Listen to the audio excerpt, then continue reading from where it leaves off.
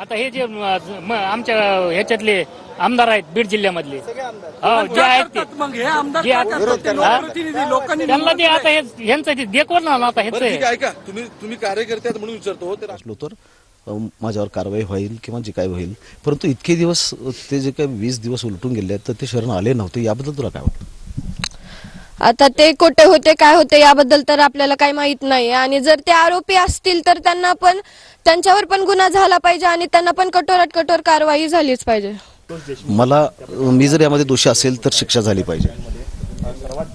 मला माहित नाही ना ते खरोखर झालेत, पण बाकीचे आरोपी कधी पकडणार ना? ते स्वतःहून आलेत, ते पहिले 3 तर कुठे गेलेत माहित नाही. उशीर का लागतो एवढा? म्हणजे उशीर का करतात?